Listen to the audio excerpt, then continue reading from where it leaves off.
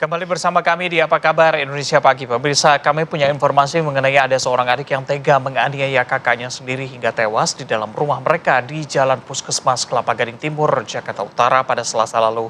Korban Muhammad Ammar Robani, 22 tahun, mengalami luka parah di bagian kepala setelah dipukul dengan benda tumpul oleh adik kandungnya sendiri.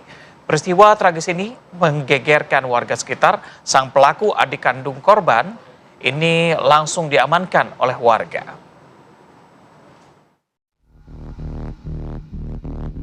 Seorang adik tega menganiaya kakaknya sendiri hingga tewas di dalam rumah mereka di Jalan Puskesmas Kelapa Gading Timur, Jakarta Utara pada Selasa lalu. Korban MAR, 22 tahun, mengalami luka parah di bagian kepala setelah dipukul dengan benda tumpul oleh adik kandungnya AZ. Peristiwa tragis ini sontak menggegerkan warga sekitar. Sang pelaku, adik kandung korban, langsung diamankan warga. Ibu kandung korban sekaligus pelaku menyebut dirinya tidak menyangka dengan peristiwa yang terjadi dan menyebut bahwa dirinya memperlakukan kedua anaknya tidak pilih kasih. Anak saya ini cukup garda terdepan ibunya. Kalau ibunya disakitin oleh siapapun, dia tuh pasti yang membela ibunya mati-matian, soalnya membela kebenaran gitu. Memang 3 tahun terakhir ini kami di keluarga ada permasalahan keluarga ya, di mana bapaknya tergoda dengan pelakor, perselingkuhan, yang pada akhirnya itu nikah siri dengan perempuan lain, yang menyebabkan itu semua kendali emosi kepada kedua anak saya tidak karuan gitu. Tidak karuan sekali seperti itu. Apalagi ditambah 7 bulan ini bapaknya memblokir akses kepada anaknya. Tidak menafkahi, tidak berhubungan secara kontak via telepon ataupun WhatsApp.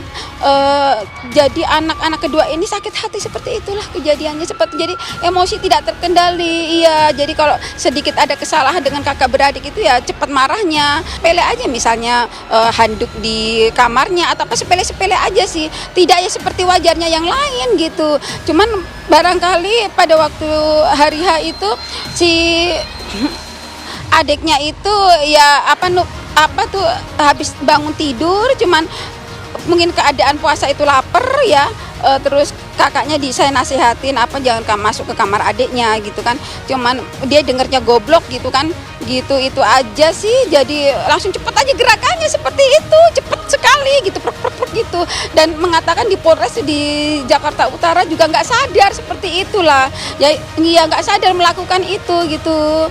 Menyesal sekali melakukan itu kepada kakaknya dan nggak sadar seperti itu. Bahkan dirinya mengaku kaget peristiwa berdarah tersebut terjadi di dalam keluarganya yang setiap hari berjalan seperti keluarga lainnya. Tudingan peristiwa dipicu karena permasalahan keluarga, sang ibu pun membantah. Menurutnya, korban dan pelaku dikenal sebagai sosok yang baik. Adiknya itu saya full time itu kepada adiknya karena ringkih dan juga sering sakit-sakitan. Jadi saya itu perhatian khusus ke adiknya itu tidak benar. Memang kakaknya itu kan kebutuhannya besar karena kuliah kebutuhannya besar seperti itu. Jadinya kan ya biayanya besar seperti itu. Tapi saya di satu sisi lain itu menyebutkan ini ada tabungan buat kamu loh dek, dan seperti itu. Itu tidak benar. Bahkan kalau menurut saya sendiri malah saya cenderung ke adiknya. Terus mungkin ini kan masih berlanjut di Polres ya. Nah ya seperti itu, anaknya anak baik, ini yang pelaku ataupun adiknya itu anak baik, rajin sholat, rajin mengaji, rajin taklim, rajin ke 5 waktu di masjid. Yaitu kadang-kadang ya mungkin dalam keadaan lapar dan juga dia kekesalannya sakit hati dengan ayahnya, itu menyebabkan emosi tidak terkendali seperti itu. Jadi kesal dengan ayahnya, terus yang ada di depannya seperti kakaknya, ibunya sering kena imbasnya. Sementara kriminolog Universitas Indonesia Hanifah Hasna menyebut kasus ini tidak boleh dilihat dalam perspektif emosi sesaat. Dalam banyak kasus, pelaku cenderung mempunyai dorongan emosi yang sudah lama terpendam. Banyak faktor yang bisa jadi pemicu. Kasus adik yang menghabisi kakak kandungnya sendiri ini tidak bisa kita lihat sebagai emosi sesaat. Dalam beberapa kasus yang hampir sama, itu menunjukkan bahwa pelaku itu memiliki emosi yang sudah lama terpendam. Emosi negatif ini tidak terregulasi dengan baik. Biasanya karena mereka merasa bahwa dibandingkan atau tidak dihargai atau tidak merasa aman di rumah yang tidak terselesaikan dengan baik. Hanifah pun menyebut kondisi keluarga ini bisa disebut sebagai keluarga kriminogenik. Kehidupan keluarga tersebut baik-baik saja dan tidak menunjukkan sering bertengkar atau bermasalah. Kondisi seperti ini dalam kriminologi disebut dengan keluarga kriminogenik.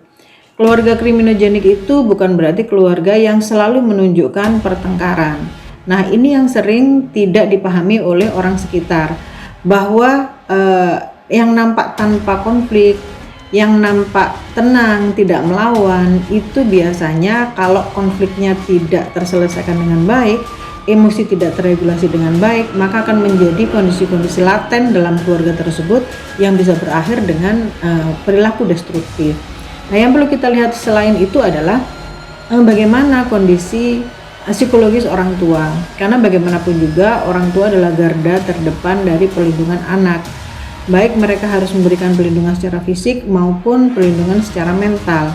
Kalau orang tua secara mental atau secara psikologis dalam kondisi yang tidak baik, dalam kondisi stres, dalam kondisi tertekan, bisa jadi karena finansial atau perselingkuhan atau hal-hal lain yang membuat tekanan hidup itu menjadi tinggi. Ditambah lagi kalau sudahlah tekanan hidup tinggi, pengendalian diri kurang, dan kontrol sosial nol gitu ya. Kondisi-kondisi seperti ini yang membuat orang tua sering konsentrasi hanya terhadap permasalahannya sendiri. Polres Jakarta Utara pun masih melakukan pemeriksaan terhadap pelaku. Ini dilakukan untuk mendalami motif apa yang menyebabkan pelaku membunuh kakak kandungnya. Kejadian itu sebenarnya akumulasi dari kejadian yang bertahun-tahun yang mana si anak merasa bahwa kakaknya atau korban lebih superior di rumah gitu kan, memang umurnya juga beda kurang lebih 6 tahun gitu, dan kakaknya badannya juga lebih besar dari adiknya. Jadi karena anak sulung, perasaan si anak bahwa kakaknya lebih superior di rumah, demikian. Dan adiknya merasa atau si anak ini merasa kakaknya atau korban mendapat perlakuan yang lebih dari orang tua, yaitu permintaan korban sering selalu dituruti oleh orang tua, demikian. Untuk penerapan pasal, kami terapkan pasal kekerasan dalam rumah tangga, yaitu pasal 44 ayat 3 Undang-Undang PKDRT, yang mana ancamannya kurang lebih 15 tahun. Namun kami tetap mengedepankan mengacu pada sistem peradilan pidana anak, di mana dalam pemeriksaan juga kami sudah menyampaikan hak-hak anak, antara lain pada saat pemeriksaan sudah didampingin oleh pihak dari keluarga, yaitu pamannya, kemudian ada pendampingan dari Bapas, dan juga dari kuasa hukum. Polisi menjelaskan sesaat Ya pemirsa, tidak berasa kami sudah menemani Anda selama 2 jam dengan beragam informasi. Besok kami akan kembali ya, 6.30, tetap bersama kami. Saya Reza Balawel. Saya Indi Kumala, terima kasih, sampai jumpa.